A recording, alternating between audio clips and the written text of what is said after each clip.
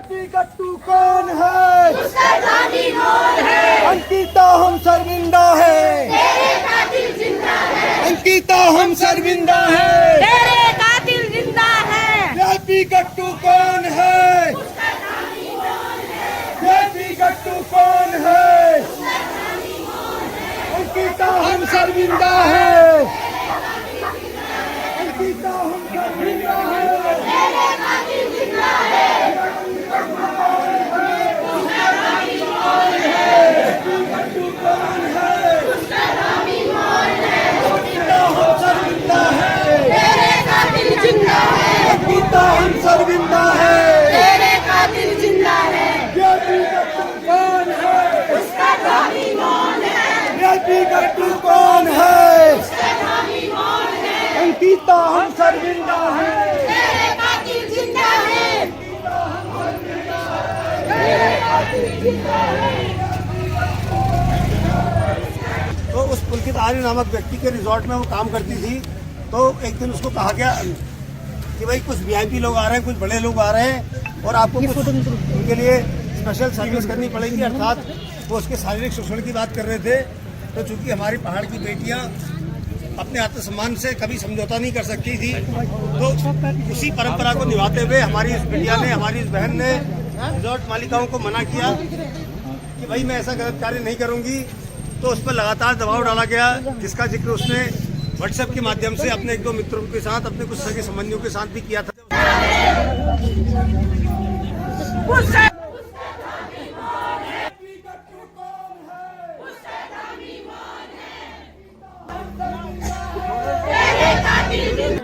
अंकिता भंडारी को न्याय दिलाने के लिए जा रहे हैं। पार्टीवादी वाले नहीं है, न्याय के लिए जा रहे हैं। नहीं वो पानी है। अब तक जिसका खून न खोला, खून नहीं वो पानी है। अंकिता हम शर्मिंदा हैं। तेरे कातिल जिंदा है। अब तक जिसका खून न खोला, खून नहीं वो पानी है। अब तक जिसका खून न खोला, खून नहीं वो पानी है। तेरे कातिल जिंदा है। अब तक जिसका पानी है। अब तक जिसका खून न खोला, खून नहीं है पानी है। अब तक जिसका खून न खोला, खून नहीं।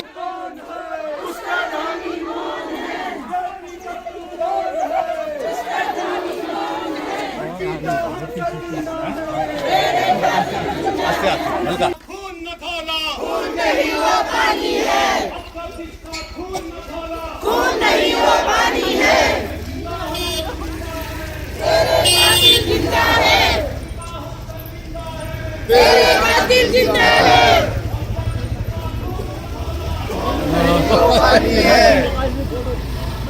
अंकिता भंडारी हत्याकांड को समझने का सबसे आसान तरीका ये है कि उत्तराखंड की पहाड़ियों में मेन सिटी से थोड़ा दूर एक रिसोर्ट था, वनांतरा रिसोर्ट। इस वनांतरा रिसोर्ट का मालिक था पुलकित आर्य, जो कि एक now expelled BJP leader Vinod Arya का बेटा था। अब कहानी शुरू होती है पौड़ी गढ़वाल की रहने वाली एक 19 साल की लड़की अंकिता भंडारी से। एक आम परिवार की लड़की जो कि होटल मैनेजमेंट का कोर्स कर रही थी, लेकिन जब पिता की नौकरी चली गई तो उसे कोर्स बीच में ही छोड़ना पड़ा और फिर 28 अगस्त 2022 को उसने ऋषिकेश के पास इसी वनांतरा रिसोर्ट में नौकरी शुरू की। सैलरी थी सिर्फ और सिर्फ 10,000 रुपए महीना। इस रिसोर्ट की लोकेशन बहुत रिमोट थी, यानी कि अंकिता भंडारी यहाँ सिर्फ काम नहीं करती थी, वो अपने रहने, खाने और सुरक्षा के लिए भी मालिक पुलकित आर्य पर डिपेंडेंट थी। और यही डिपेंडेंसी उसके लिए जाल बन गई। नौकरी के कुछ दिन बाद उसे समझ आने लगा था कि यहाँ कुछ तो गड़बड़ है। उसने अपने दोस्त पुष्पदीप को व्हाट्सएप पे जो मैसेजेस भेजे वो दिल दहला देने वाले हैं। उसने बताया कि उस पर रिसोर्ट में आने वाले वीआईपी गेस्टों को एक्स्ट्रा सर्विस देने का दबाव बनाया जा रहा है। आप सब जानते हो कि होटल इंडस्ट्री में एक्स्ट्रा सर्विस शब्द एक पर्दा है, एक प्रोस्टिट्यूशन के रैकेट को चलाने का। एक्स्ट्रा सर्विस के लिए अंकिता भंडारी को 10,000 रुपए का लालच भी दिया गया, लेकिन जब अंकिता ने इस सब के लिए मना किया तो 18 सितंबर 2022 को, यानी कि उसके ज्वाइन करने के एक महीने बाद सब खत्म हो गया। इसी दिन रात करीब 8:30 बजे रिसोर्ट का ओनर पुलकित अपने 2 मैनेजर्स के साथ अंकिता भंडारी को बात करने के बहाने से बाहर लेकर गया और इस डर से कि अंकिता रिसोर्ट के काले कारनामों का पर्दाफाश कर देगी, उन्होंने अंकिता भंडारी को चिल्ला कैनाल में धक्का दे दिया और अपनी इज्जत और अपने चरित्र के लिए पहाड़ की तरह डट के खड़ी रहने वाली बेचारी 19 साल की रिसेप्शनिस्ट की नहर में डूब के हत्या कर दी गई।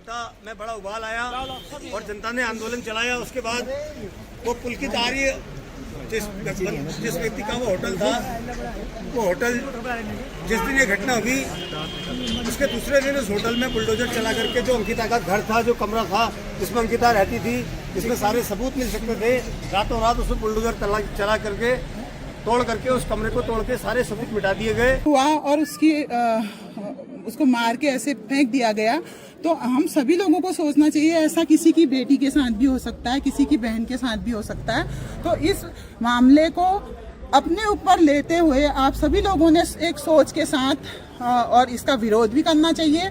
और इतना लंबा समय हो गया, उसको कोई न्याय नहीं मिला, और जो भी सबूत थे अंकिता भंडारी के मौत के वो सभी मिटा दिए गए। और उसके बावजूद आज हमारे बीच में जब उर्मिला कोई एक अभिनेत्री हैं, उनके द्वारा ये सभी इसका उल्लेख किया गया। शायद आप सभी लोग अपने सोशल मीडिया के उससे सब जान रहे होंगे कि उसने अपने पूरे साफ साफ बयान दिए हैं और पूरी फोन की रिकॉर्डिंग है, उसमें कोई झूठ नहीं है। लेकिन इतना सब कुछ सबूत होते हुए भी आज धामी सरकार इस कुकृत्य को ऐसे ढकने की कोशिश कर रही है कि सभी जगह उनका एक हमारी जो माननीय होते हैं, एक वो हमारी बेटी जैसी है, हमारी बहन जैसी है, उसके प्रति उनको एक दर्द महसूस नहीं हो रहा है।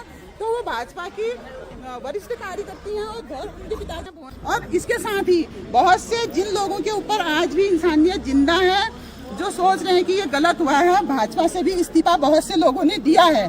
तो हम सभी को एकजुट होकर इसका विरोध भी करना है। और जब तक इसकी सीबीआई जांच होके जो इसमें मुजरिम है उनको इसका दंड नहीं मिलेगा, उनको फांसी होनी चाहिए। क्योंकि एक गरीब घर के बच्चे, ऐसे तो हमारे बच्चे कहीं भी जाने से डरेंगे, कोई भी अपने बच्चों को बाहर भेजने से डरेगा। और एक और ये बेटी बचाओ बेटी पढ़ाओ अनेक नारे देते हैं, लेकिन उसको कहीं भी इन्होंने साक्षात्कार नहीं किया है। जहाँ पर भी है बेटियों के साथ अत्याचार हुआ है। इससे पूर्व में हम यहाँ पर उपस्थित हुए थे कशिश हत्याकांड के विषय में, उसके रेप के विषय में, उतनी छोटी सी बच्ची के साथ ऐसी घटना हुई थी।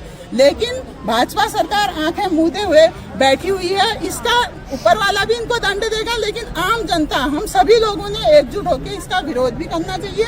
और जब तक इसके खिलाफ कार्रवाई और ये जो भी गट्टू या कोई भी है इसमें सम्मिलित है, जो तब तक हम लोगों ने छोड़ना नहीं है। बाकी इसी के साथ मैं अपनी वाणी को विराम दूंगी। धन्यवाद। गट्टू कौन है? उसका गाली कौन है? अंकिता हम शर्मिंदा है, तेरे कातिल जिंदा है। अंकिता हम शर्मिंदा है, तेरे कातिल जिंदा है। व्यापी गट्टू कौन है? उसका गाली कौन है? व्यापी गट्टू कौन है? उसका गाली कौन है? अंकिता हम शर्मिंदा है, अंकिता हम शर्मिंदा है,